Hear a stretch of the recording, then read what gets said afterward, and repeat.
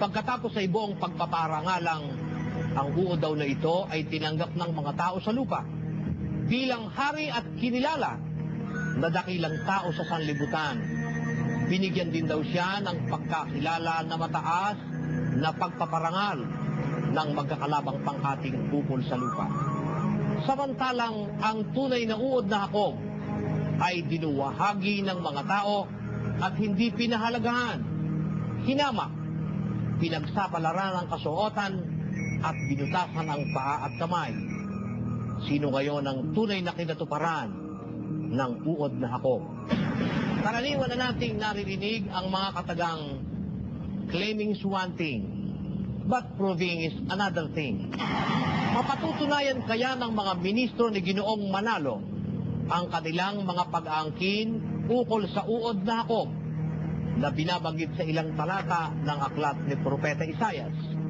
Kung sa banal na kasulatan natin ibabatay at hindi sa pansariling pagpapakahulugan, kailanman mapalilitaw bang ang hulang ito ay lumalapat kay Ginoong Felix Manalo?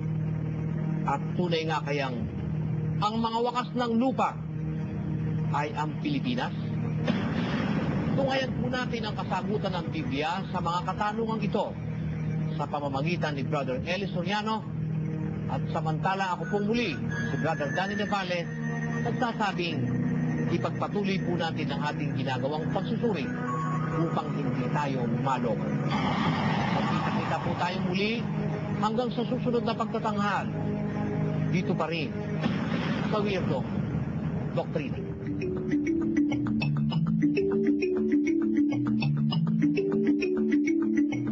Ayun, ako, grabing weirdo yan. Weirdong kapatid na Dani. Weirdong doktrina. Ang kinimba namang uod na Jacob, si Ginoong Felix Manalo. Ano po yan, attorney? Claiming is one thing, proving is another thing. Correct. Sa dinami-dami ng inaangkin nila. Yan.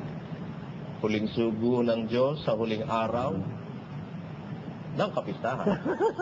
At anghel sa sikatan ng araw. Ano pa? Ikatlong anghel sa 14 ng Apokalipsis.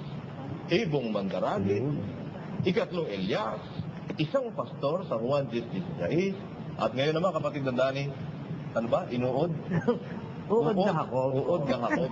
Magpapagawa na raw ng caricature si Bebani. Pero natatawa ako, kapatid na Diyos, dahil sa kinukuha din niya yung ibon na kahalalan. Kinuha na rin niya yung uod. Alam ko, ang pagkain ng ibon ay uod. Hindi pwedeng magkasama. Kinain niya yung sarili niya. Pero pambihira ito, kapatid na Diyos. Kapansin-pansin po doon sa kanilang publikasyon ay yung pong yun daw uod na Jacob ay talagang maligaya daw ang dapat maging buhay. At nagtamo raw ito ng kaluwalhatian tulad ng mga hari sa lupa. Yan po ang ating itatanong kay kapatid na Eli dahil sa pinipilit nilang angkinin yun, kapatid na Josel. Siyempre, ang otoridad ang ating sasangguniin pagdating sa bagay na yan. Sige, habang kinukuha lang natin, kapatid na Dani, yung linya natin kay Brother Eli. Kasi, yan nga ba't nga hindi magiging weirdo, no? Sabihin mong uod na Jacob, siya raw yung binhi ni Abraham? Oo. At sige, sangguniin natin si Brother Eli hinggil sa bagay na ito. Brother Eli? Huwag niyong kakalimutan, ang uod na Jacob may butas ang paa at kamay. Pinutasan. Tapos inalisan ng damit. At yung damit, hinapak pagkatapos pinagsapalaran. Sino ba yun? Magaganap na kay Manalo yun. Liwanag. Sino naman ang hahapak sa damit ni Manalo? Wala pong At sino naman ang mga angaas na bumutas ng paat kamay ni Manalo, Brother Josel? Opo. Mabuti basahin natin yung hula tungkol sa uod na Jacob. Sa 22, 6, at 16 at 18. Ng awit ang nakasulat, ngunit ako'y uod at hindi tao, duwahagi sa mga tao at hinamak ng bayan. Sapagkat niligid ako ng mga aso kinulong ako ng pulutong ng mga manggagawa ng masama. Binutasan nila ang aking mga kamay at ang aking mga paa. Tapos, Hinapak nila ang aking mga kasuotan sa gitna nila at kanilang pinagsapalaran ang aking kasuotan. yan ang pagtatapat ng uod. Brother Joseph, binutasan ng paa, binuhagi ng mga tao, kasi kinasusuklaman ng mga tao, hinapak pa ang kanyang kasuotan. Kahit kailan din nangyari sa mga kay Manalo yung hinapak ang at binutas ng paa, ang kamay. Tignan mo, walang ang kamay. Kaya yung kanilang claim na yon, napakaraming ano niyan, napakaraming butas niyan. Wala kay Mr. Manalo yung butas. Yung claim nila, ang butas-butas.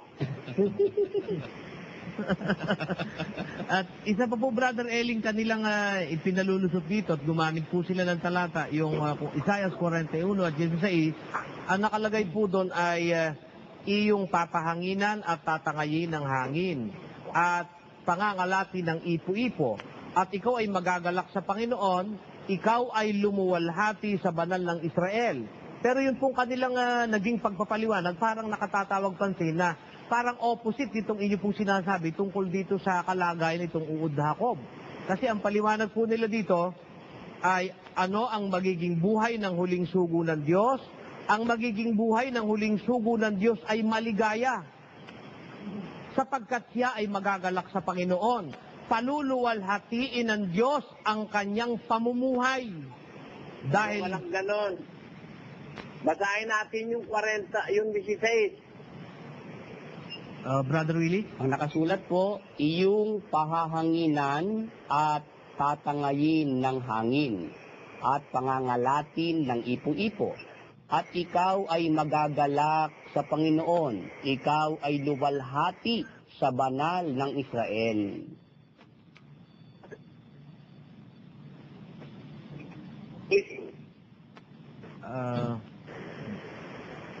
Inglesin natin, Brother Josel.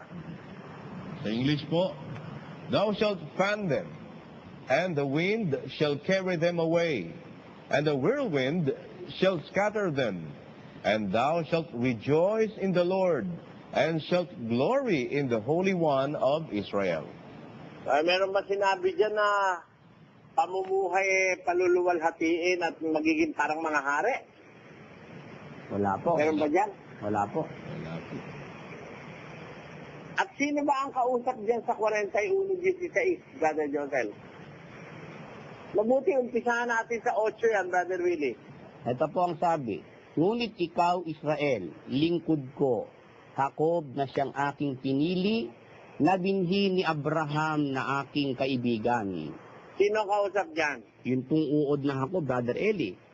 Yun, Di ba yan yung binhi ni Abraham? Opo. Na kaibigan ng Diyos? Opo. O sino ngayon yung binhi ni Abraham ayon sa Biblia?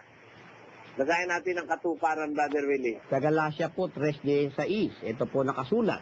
Ngayon, kay Abraham nga sinabi ang mga pangako at sa kanyang binhi.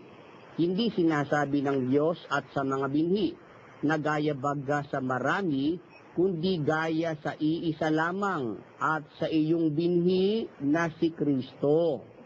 Sino yung binhi ni Abraham, Brother Willie? Si Kristo po. Napakatapang naman ng pagmumukha naman ng aagawan ng sino man si Kristo ng kanyang karapatan, Brother Joseph. Opo.